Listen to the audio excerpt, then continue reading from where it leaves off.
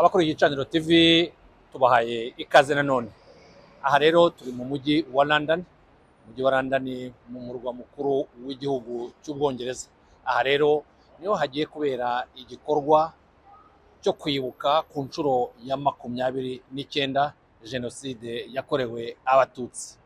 Bikaba rero bigiye kubera aha mubona ni Melbourne, aho abanyarwanda n'inshuti z'u Rwanda bahurira muri icyo gikorwa cyo kwibuka inzirakarengane zazize uko zavutse. Maze rero nk'uko mubibona ni benshi bitabiriye iki gikorwa, barimo abahagarariye ibihugu byabo mu gihugu cy'Ubwongereza, abanyarwanda batuye hirya no hino, abanyarwanda batuye muri uyu mujyi wa London. Maze tubahe ikaze rero mukurikire iki gikorwa. Murakoze.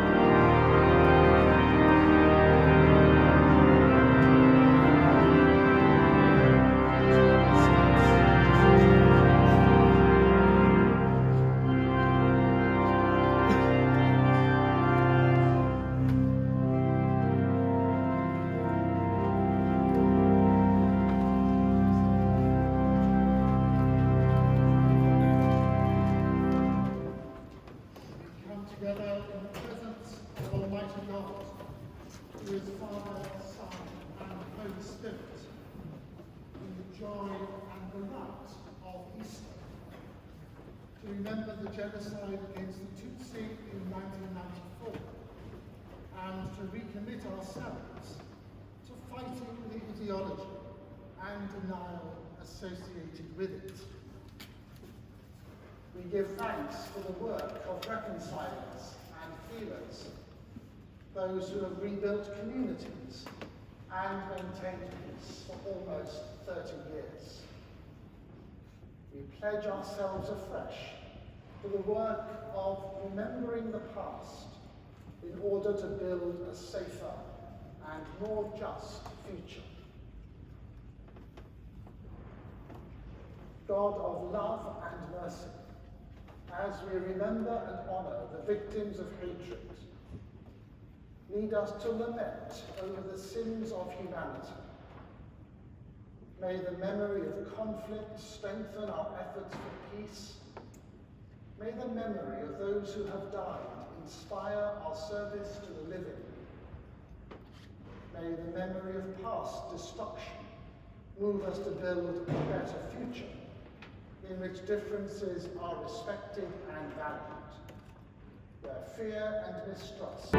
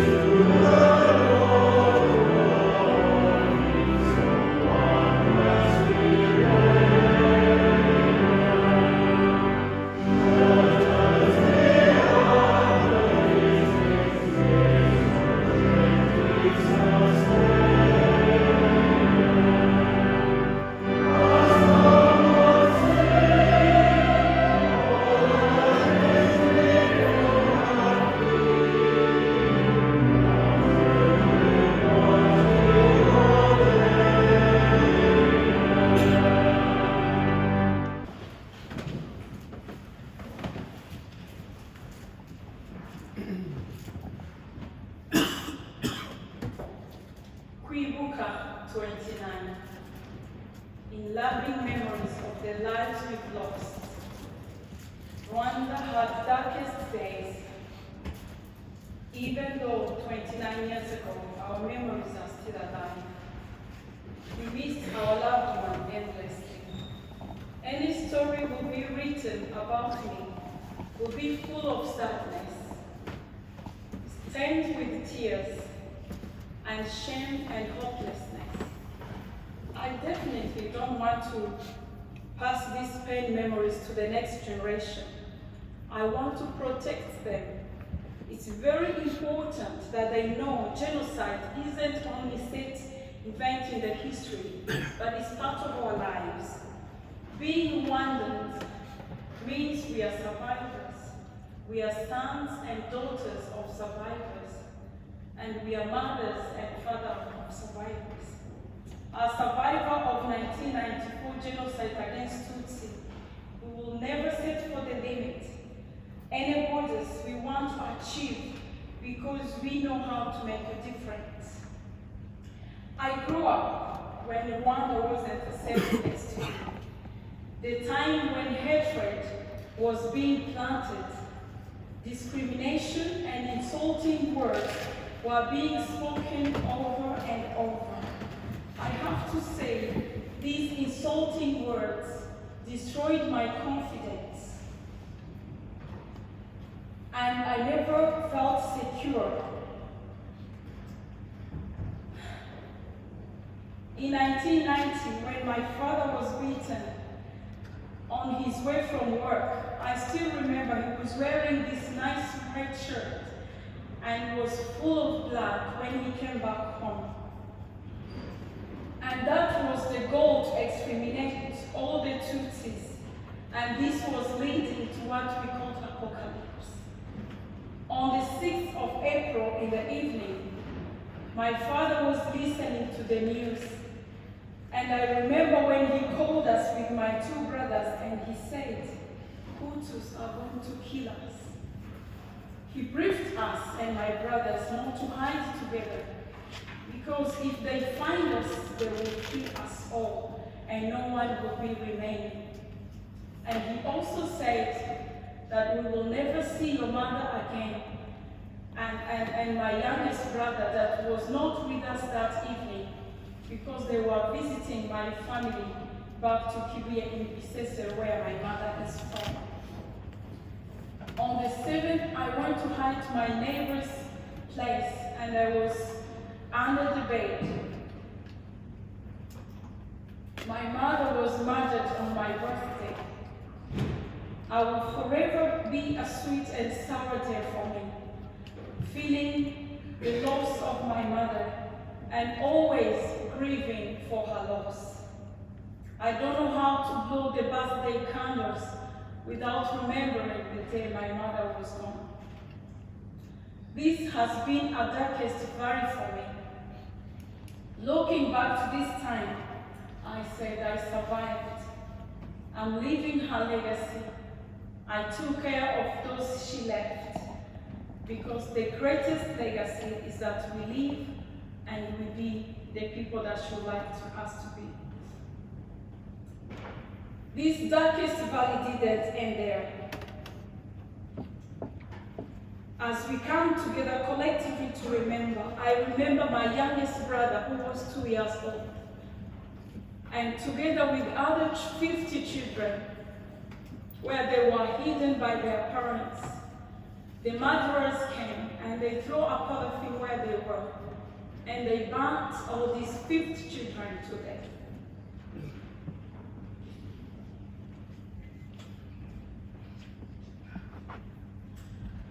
I was once walking and I saw this child who was sucking his mother's breast.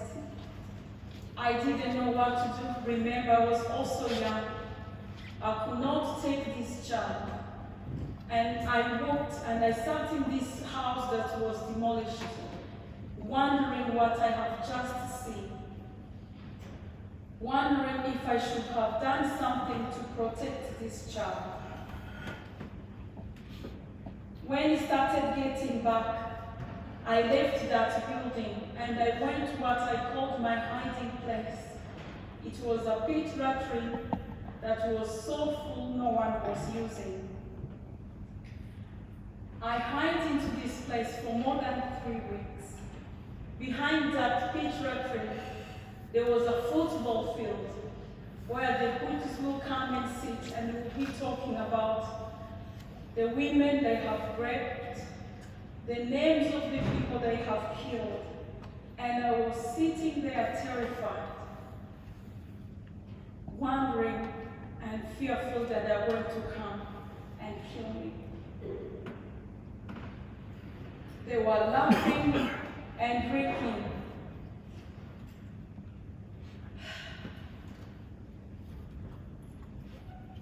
I'm no longer a child. I'm an adult. Experiencing abuse during the genocide against Tutsi was one of the humiliating, traumatic experiences that I have ever gone through. I have been unable to verbalize what happened to me, often thinking that there's no space to share my deepest memories. I found my brother Emil, who was 6 years old then, when he was gasping his last breath, asking for water, and looking my brother and not being able to give him what he asked. It was one of the painful experiences that I remember my brother Emil every day. We don't have his photo.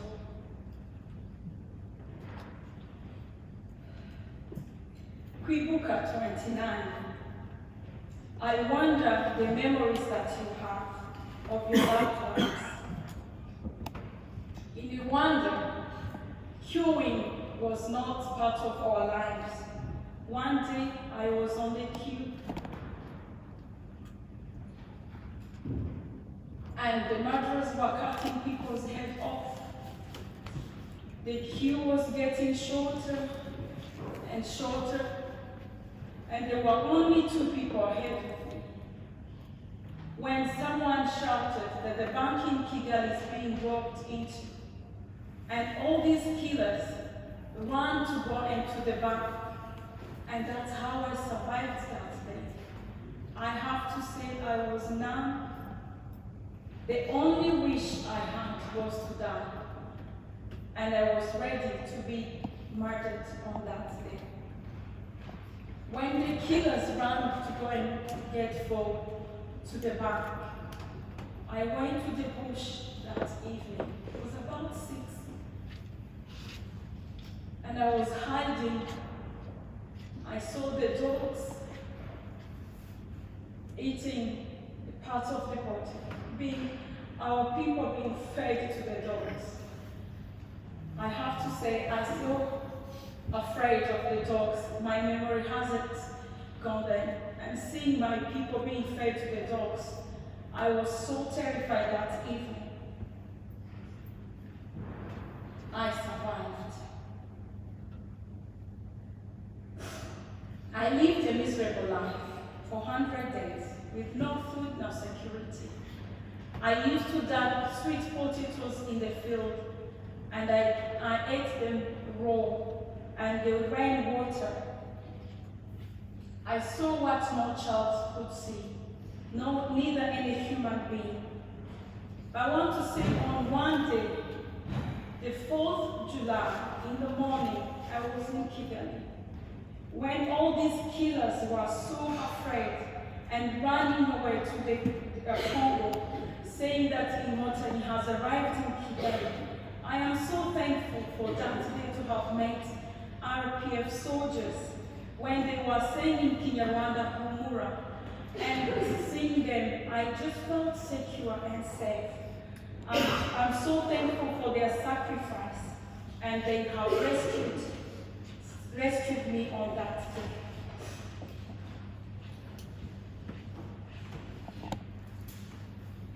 It feels like taking child's step today as I tell you my story, but I want to say that people, once who are robbed life, we will not take this life for granted, because our darkest night, coping with life after genocide against Tutsi, has never been easy.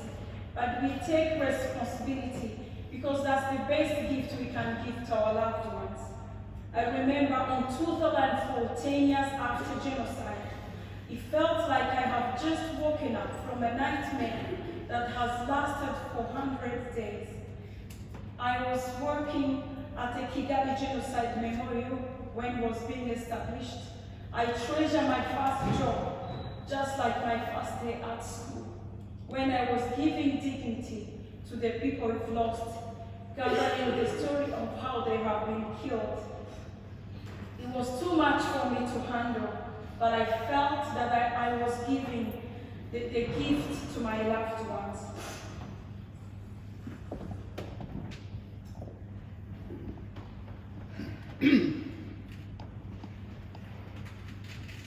"29 years ago, Rwanda was known as a country that was a great tragedy in human history, but today is a safe place. It's a Rwanda that everyone wants to live in. It's the country I want to be proud of and tell my children. They know that Rwanda we lived in, but I want to show them Rwanda today, a place where everyone feels safe, a place where everyone has a place." Thank you all for listening to me, and let's remember, reunite and renew.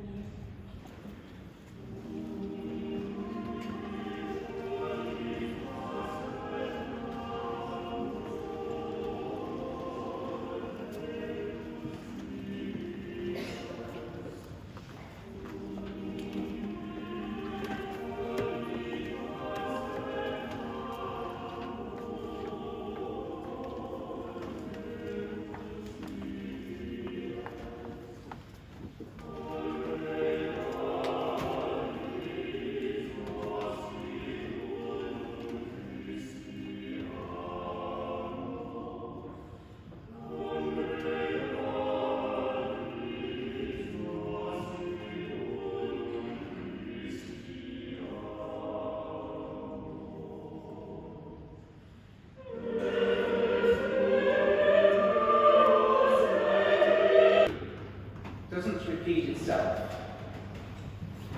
but it often rhymes. A statement is often attributed to the American writer Mark Twain, though there's no evidence that he actually said that exact phrase. There's much truth to it. I've had the privilege of working with survivors in Rwanda and with the government of Rwanda for the past 20 years. Helping to develop the Kigali Genocide Memorial. Now before that, I was the co-founder of the UK's National Holocaust Centre.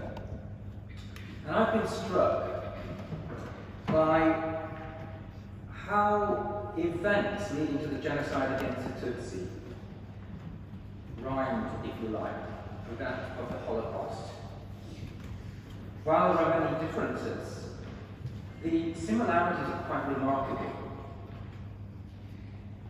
We've heard, and we all know about the systematic extermination, how in the 1990s there was an attempt by the radical Hutu government to destroy every Tutsi in Rwanda. It's estimated that of the million Tutsis murdered in the 1994 genocide, they represented around 70% of the Tutsis in Rwanda. 50 years earlier, the Nazis aimed to destroy every Jew in Europe. They had a list, or they estimated 11 million Jews across the different countries of Europe. They murdered 6 million of them. Again, around 65 to 70%. It took 4 years of killing Jews in Europe, as the mass murder began in 1941 and ended in 1945. In Rwanda, it just took 100 days, from April to July 1994. In both cases, the 30% of Jews and Tutsis who survived didn't survive because the perpetrators grew tired or developed compassion, but because they were defeated militarily by outside forces that interrupted the genocide. The RPF in Rwanda, as we just heard from Antoinette, and the Allied forces in Europe. The methods of killing were different. Jews were starved in ghettos and gas in extermination camps and shot into mass graves in Eastern Europe, and Tutsis were butchered with machetes and clubs at roadblocks, or in their own homes, or in churches or schools where they hid. But what characterised both, as we again heart-wrenchingly heard from Antoinette, is that children and babies were also targeted, because none were to be left to tell the story.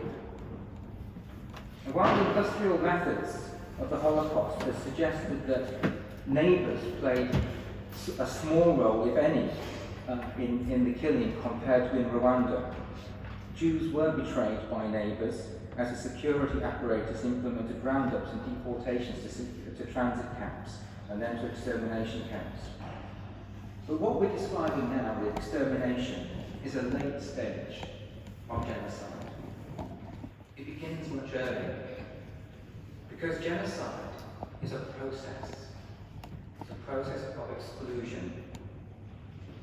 It eventually leads to the destruction of groups. And it's the patterns between genocides at an earlier stage that are most important for us to recognise, as they help us identify the risks and can serve as a warning how to guard against the threat of future atrocities.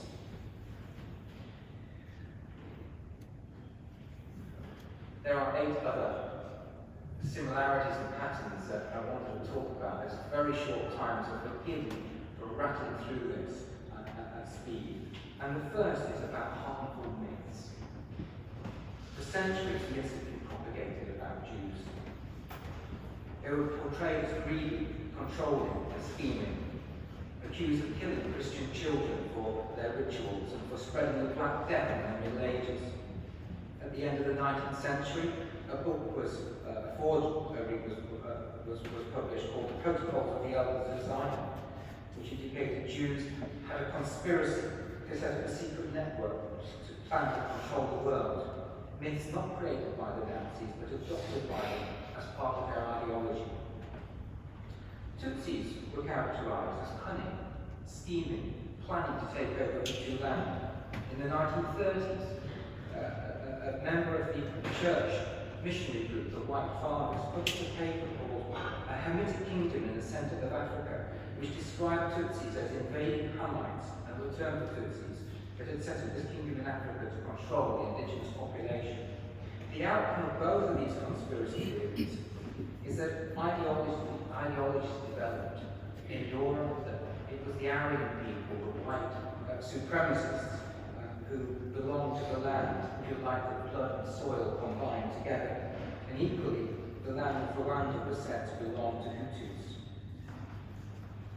The Jews in Europe and the Tutsis in Rwanda, according to these ideologies and these myths, were interlopers. They didn't belong, and they formed a threat. The third pattern of similarity was how both the Jews and Tutsis became victims of these theories, racial theories developed in colonial times, connected to this idea of the sons of Noah. Racial theories have been developed to justify why white Europeans have the right to take other people's lands. And one of these early theories related to these 3 sons of the biblical Noah. White Caucasians were said to be descended from the son of Japheth. The people in the Middle East were said to be descended from the sons of Shem or Sem. That's where the term Semite comes from. Anti-Semitism literally means hatred of the Jews of Sem or Shem, sons of Shem. That came to be focused on the Jews. What about the third son? It's said that the third son of Noah, Ham, that his descendants migrated into Africa. Anthropologists decided that this group was a subset of Caucasians, that they were superior related to white Europeans in some way, and therefore had the right to rule other African tribes. And the Tutsis were said to belong to this group of Hamites, and were establishing their kingdom. Ridiculous myths based on outlandish racial theories. They had no scientific basis for the contribute to ideas and ideology that will lead to millions of people being slaughtered, including the woman who would have been my mother-in-law, who was thrown into the river Nyabarongo as a consequence of this myth, because it was believed she should take a shortcut home by the Lake Victoria and the River Nile. In both cases, in the Jews in Europe and the Tutsis in Rwanda, the ideology was spread through schools, through churches, and through propaganda on the radio and the newspapers.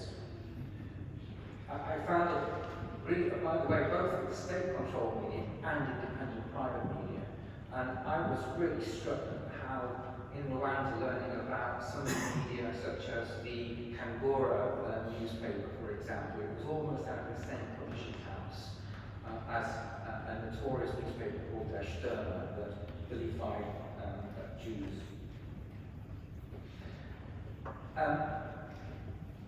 Sort of escaping over these, but it's important to talk as well about dehumanization. The characterization of Jews and Tutsis as outsiders wasn't enough to lead to genocide.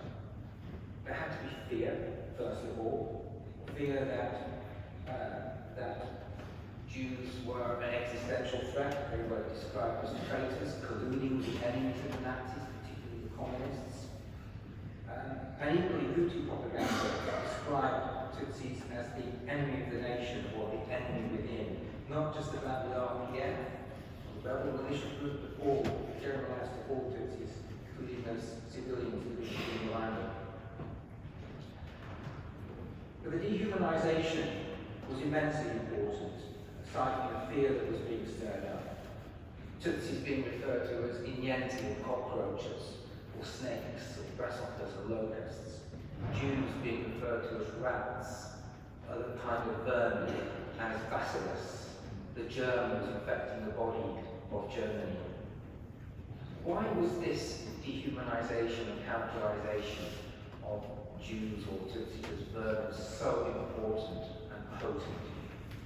Because once you stir up fear about the enemies and the traitors, if those people are not people, what do you do with vermin? What do you do with cockroaches and snakes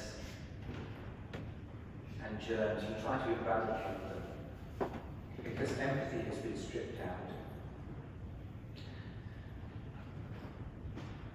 The fifth similarity between what happened in Germany and Europe and Rwanda was about the consolidation of the genocidaires. In Germany, in the first few months, they weren't particularly targeting Jews. They were targeting the trade unionists and the communists, the Democrats. They were putting them in concentration camps. In Rwanda, this happened in 24 hours. We often hear about how the plane was shot down, how President Habyarimana's train triggered the genocide. We need to stop talking about this. We need to frame this differently because what happened was a coup d'etat. In the first 24 hours, it wasn't just the president, but next was the prime minister and Habyarimana, and next in line to become head of state or rule the state after that was the head of the Supreme Court,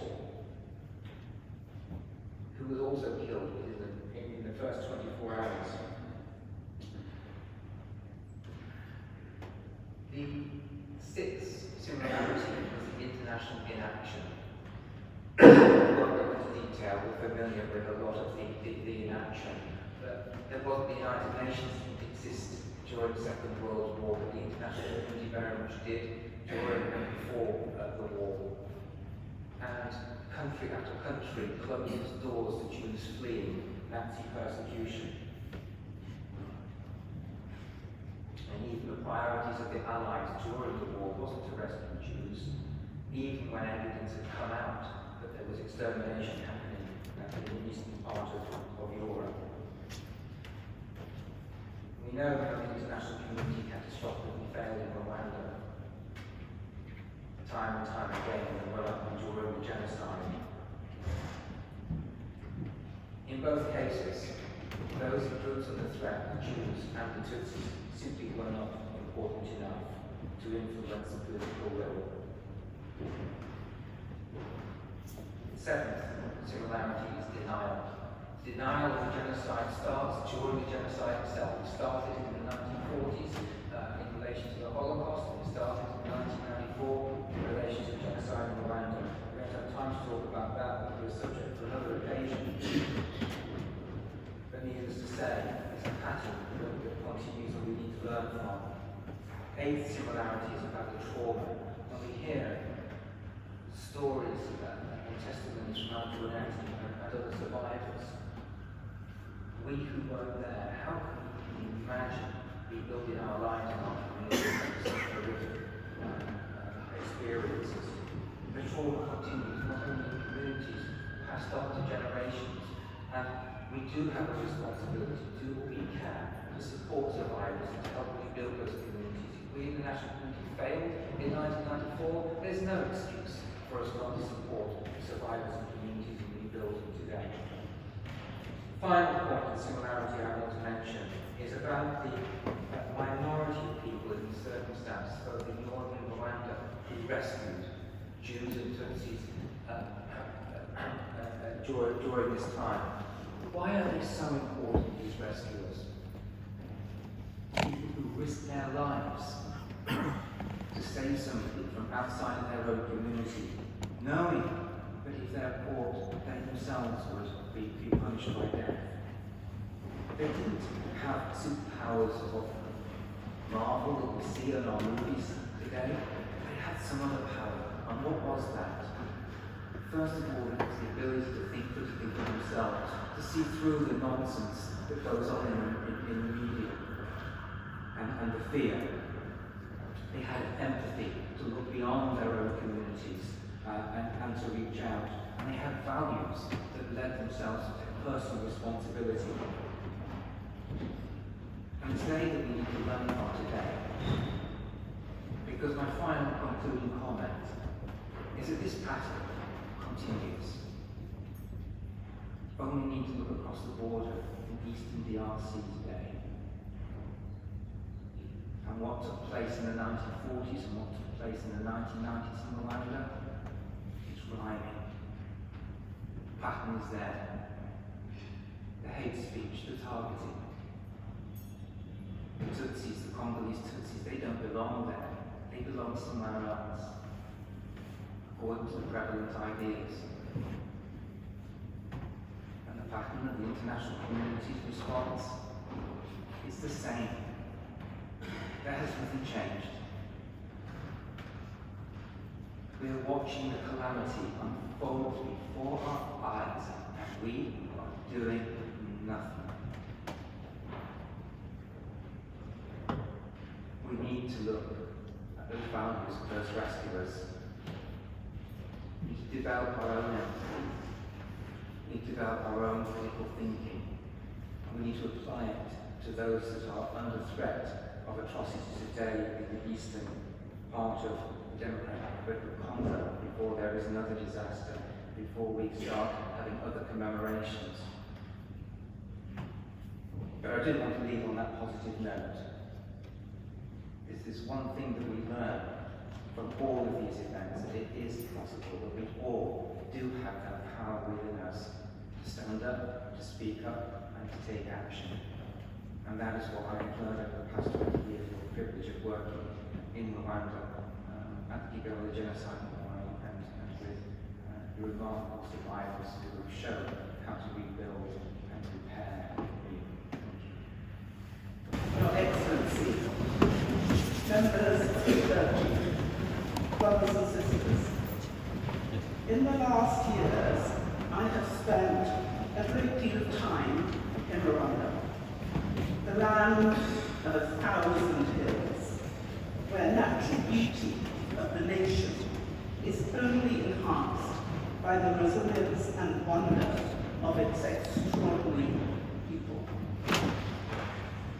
I took office in Rwanda last June, and having done so, I had the privilege of having a special mass said for me by the young Roman Catholic priest in Rwanda.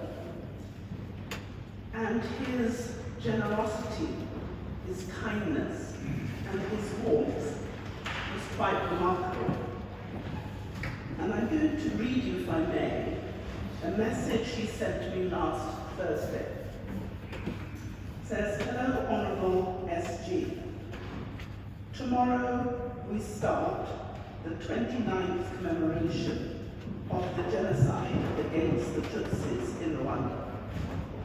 I remember my parents and siblings who perished in such tragic moments.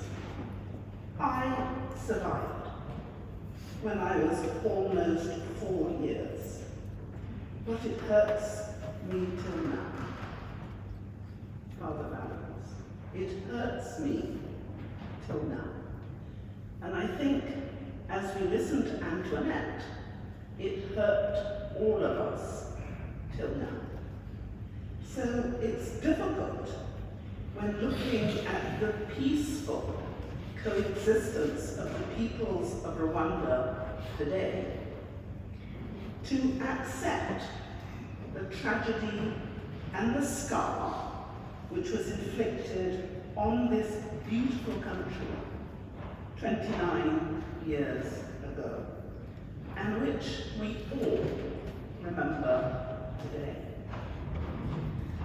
The change and progress has been astonishing, and it would be easy for us to close our eyes and expunge from our memories the genocide of the Tutsis, to forget the pain. But we remember. We must remember. To fail to do so would be to dishonor the memories of those whose lives were taken prematurely and wrongfully. And it would leave us open to the fearsome possibility that humanity might, once again, repeat the horrors of one of the darkest periods, the darkest episodes in our history. By joining today together as one family in this and other acts of remembrance, we express again our collective determination that the passing of time will neither dim nor diminish our recognition and our lingering horror at the shocking scale of the slaughter and the dreadful reality of the terror. The lives of so many people were cut short, their potential unfulfilled. So many families, communities were torn apart. As we remember the hundreds of thousands of souls we lost, as we honor the pain of the families which were devastated, the Commonwealth family again stands with the people of Rwanda. Together, we renew our commitment and our collective resolve to deliver a common future in which all are able to share in security, justice, dignity, and fulfillment. And we honor the memory of those who died by working in practical ways to build a safer, fairer, and more inclusive world, now and for all the generations to come. Learning the hard lessons of the past, we draw encouragement from the fortitude and firmness of purpose with which Rwanda has come together as a nation in a spirit of reconciliation. and we draw great inspiration from the outstanding role Rwanda now plays in our Commonwealth family as a wonderful host of the last chapter and our current chair in office. I pay tribute in particular to the young people of Rwanda who not only welcomed the Commonwealth family to Kigali last year, but who are pivotal to initiatives which keep alive the memory of what happened 29 years ago, and to the enduring work of promoting peace, healing, and reconciliation. Rwanda is a shining example to a troubled world, proving beyond doubt that after dark times and division, justice and reconciliation can bring healing and progress. Today, we grieve, and we should grieve. We should grieve for those who are lost, for those who lost loved ones, and we still feel the deep scar which remains on humanity's soul. But we also reflect with great heart on Rwanda's recovery from the dark days of April 1994. If you really want to understand what hope looks like, what love looks like, what regeneration looks like, go to Rwanda. Go to Rwanda. And your spirit will be revived. When someone tells you forgiveness is not possible, healing is not doable, go to Rwanda, and your soul will be revived. And we look forward, therefore, with hope and optimism to a brighter future in which unity, compassion, and opportunity become our defining characteristics. It can be done. It must be done. It will be done. And Rwanda has shown us the road, the pathway.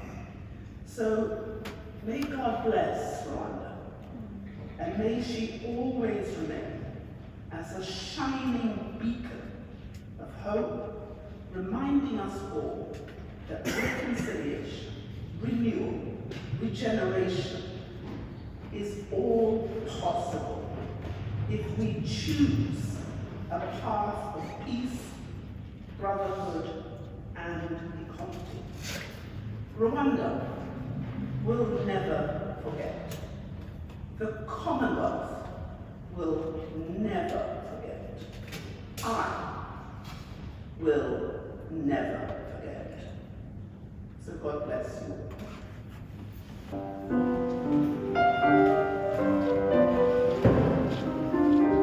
I think about the life I lived, a figure made of clay, and think about the things I lost, the things I gave away.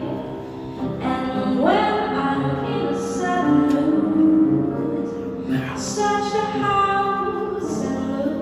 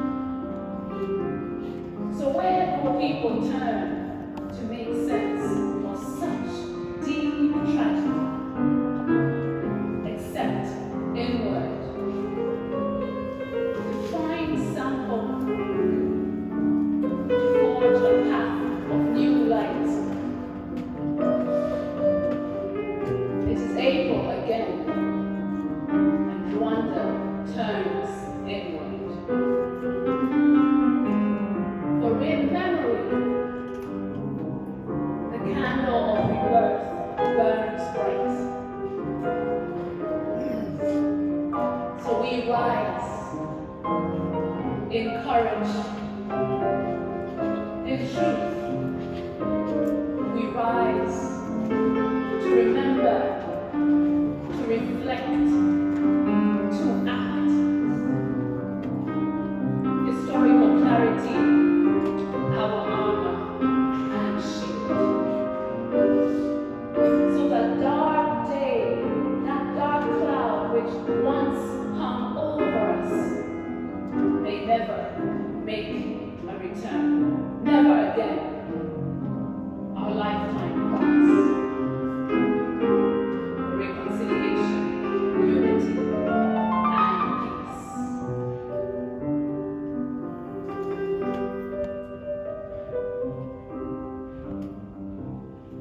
There's a hand that holds the cradle, a hand to help us end with a gentle, kind emotion as it moves across the land, and the hand that clenched and open gives of love life it brings. So keep your hand wide open if you're needing anything.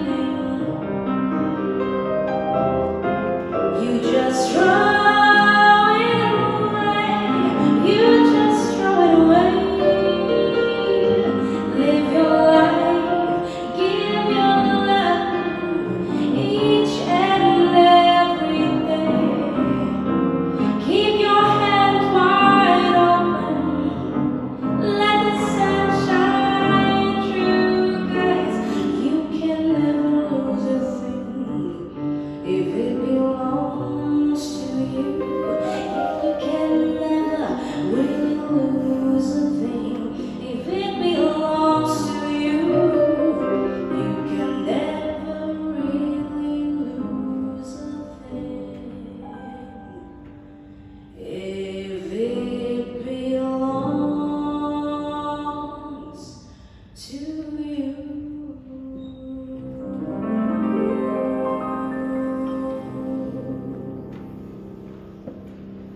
Commonwealth Secretary General, Great Stephen Evans, Excellencies, colleagues, distinguished guests,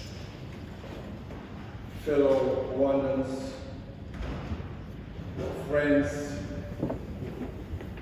ladies and gentlemen.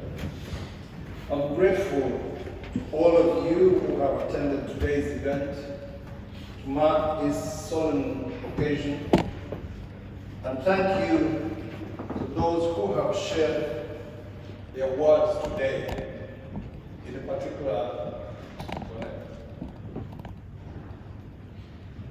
The testimonies and the strength of survivors help to educate and contribute significantly to our shared desire to make never again a reality. Testimonies are a stark reminder of why we must renew our commitments each year to never forget, to never rest, or to never sleepwalk into thinking that the threat posed by the genocide ideology has ceased to exist. The voices of survivors must be heard, and we'd already be heard, as they help us all to preserve historical clarity and to avoid history repeating itself. Thank you, Dr. John Smith, for drawing those shocking comparisons and similarities between the 1994 genocide against the Tutsi and the Holocaust.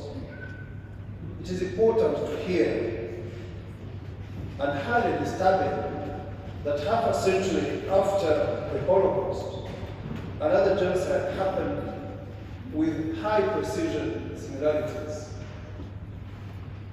As a society, as a community, we must be able to identify, challenge, and hold the alarm bells of genocide which include discrimination, ethnic extremism, hate speech, and others. The Holocaust didn't start with the gas chambers. The genocide against the Tutsi didn't start with the mass killings. They started far earlier with hate speech, with discrimination, with dehumanization, and other things, as you heard. The victims of the genocide against the Tutsi were forced to endure the many stages of genocide over many years. Pre-colonial Rwanda, some of you don't know Rwanda. Pre-colonial Rwanda didn't have ideologically divided ethnicities. We had social groups, and people could move between a social group and another. Intermarriage and mixed families that could no longer be distinguishable were very much commonplace. The classification of Rwandans into ethnic groups came during the colonial period. Hutu and Tutsi were added onto our IDs as a colonial administration governance tool.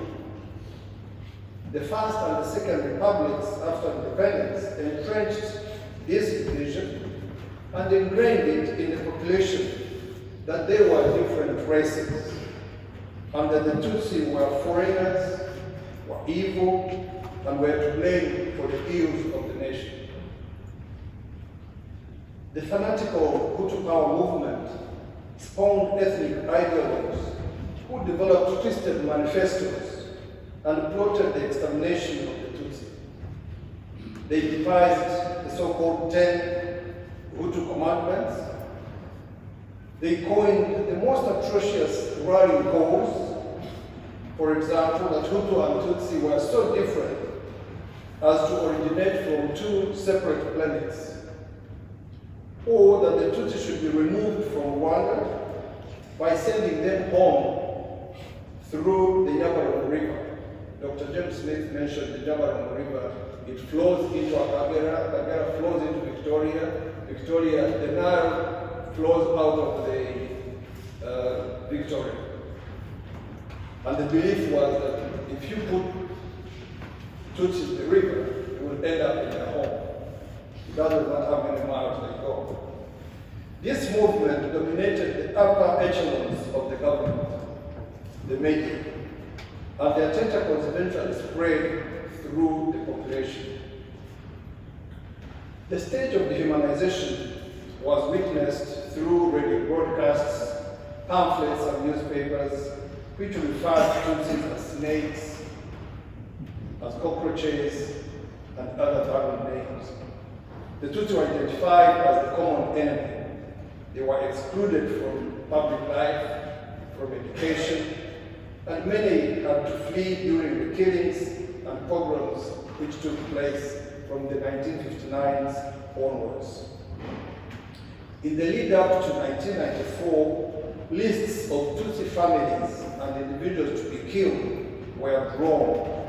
Messages of hatred were spread relentlessly over radio. Militias were organized, and vast quantities of weapons were imported.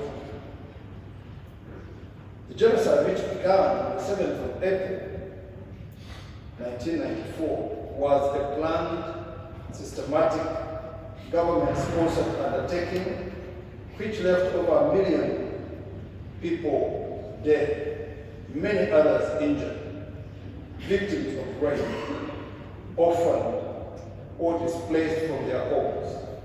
It had been planned and tested for decades. 29 years later, Rwanda is transformed and rejuvenated. Under a determined leadership, Rwandans have focused on staying united, being accountable to each other, and thinking beyond our comfort zones. Post-1994, key solutions were resorted to after the genocide that were drawn from our culture. The church, a cultural dispute resolution system that probably you hear about, allowed for timely restorative justice, where community mediation sought out the truth and allowed for reconciliation and forgiveness to happen. Today, we are a united society, and ethnic differences have rapidly receded into our past. We have made modest socio-economic progress as a result. In the year 2000, life expectancy in Rwanda was 49 years. Today it is almost 69. This change in life expectancy alone speaks volumes to the whole environment, the ecosystem in which Rwandans live today.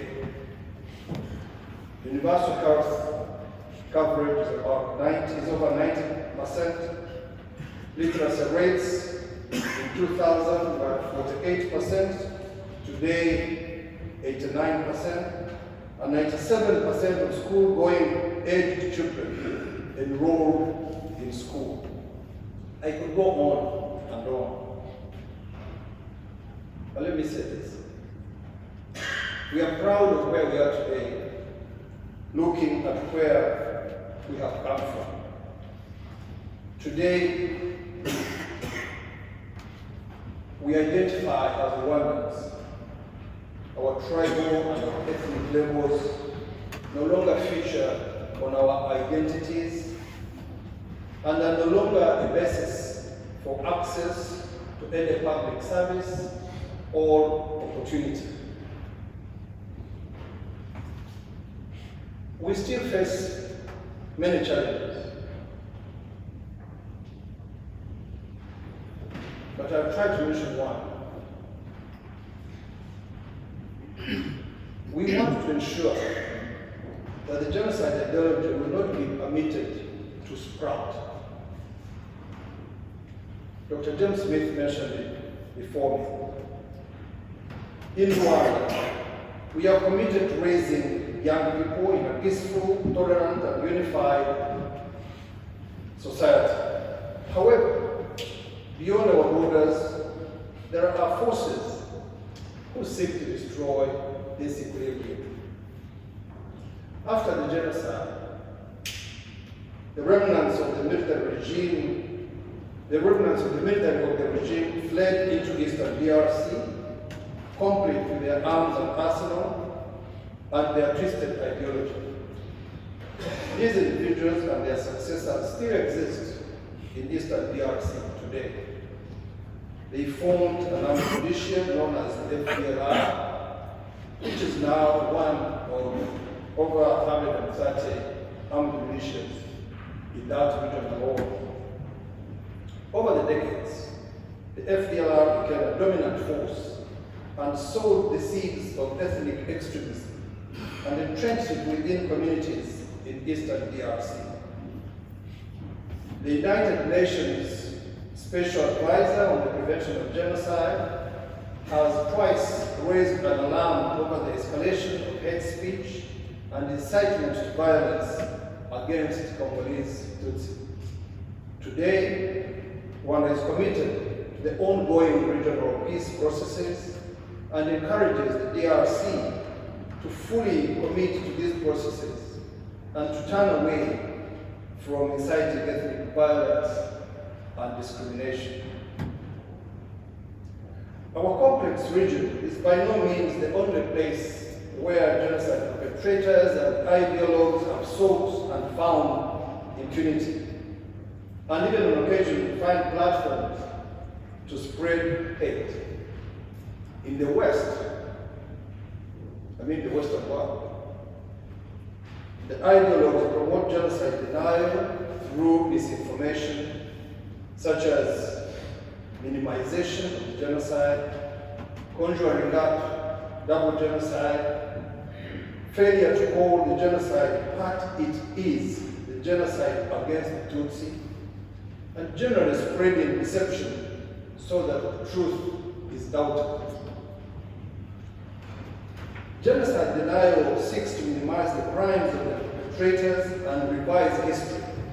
Sometimes it can be convoluted, sometimes it can be simple. Yet, inexplicably, this rhetoric finds its way into Western academia or the media. Mostly, it is calculated and deliberate. And let me assure you, the source of such information can always be traced back to the perpetrators of the genocide or their network of genocide ideologues subsequently. If those still in the service of ethnic extremism and division were speaking on the Holocaust, in many countries they would not find a platform. In fact, in many countries, that sort of denial is spread would be against the law. In absence of this protection, we must be prepared to fight misinformation with information, with truth. Denial is the final stage of genocide. It extends the crime and can be as pernicious as the preceding stages. In the Western world, again, the United States, Canada, Belgium, Norway, Denmark, Sweden, Germany, the Netherlands, and France. Genocide suspects who have been found in those countries have been extradited, have been deported, or have been tried. There are processes going on. In the United Kingdom, 5 alleged genocidaires remain at large. Their names are known. The communities they live in are known. There is sufficient evidence they need to defend themselves against. 29 years after the genocide, they haven't stood trial. Rwandan authorities have cooperated in every way possible with their UK counterparts, and the cooperation is still going on. We know that this takes time. Such cases take time to prepare. But after 29 years, each passing day is one too many. All we ask is that these men have their day in court and that justice is permitted to take its course. What remains for us is to ensure that this process is delayed no longer. Perpetrators in hiding and their sympathizers who exist beyond Rwanda's borders occasionally and astoundingly are able to spread their hateful rhetoric in the media or through academia. But armed with historical clarity bestowed upon us by brave individuals such as Antoinette, such as Dr. James Smith, and allies in the cause of never again, such as Secretary General Patricia Scotland, and many other fighters for this cause, the deniers and the ideologues will not again be able to spread their hate, because their hate will be met with our unity. As His Excellency President Kagame said last week, we must preserve this spirit of oneness to to give us hope for a better future. As Rwandans, we are grateful to those who have joined us on our journey of unity and healing over the last 29 years and going forward. Your partnership, your friendship contributes to our healing and unity immeasurably. A precious national unity and an inclusive society has emerged from the rubble, one that is now equipped to resist ethnic division and bigotry. I thank you very much for your kind attention. Thank you all. Now comes the time for the act of commemoration. I invite you all to stand and invite His Excellency the High Commissioner to join me and take a light on the Easter candle.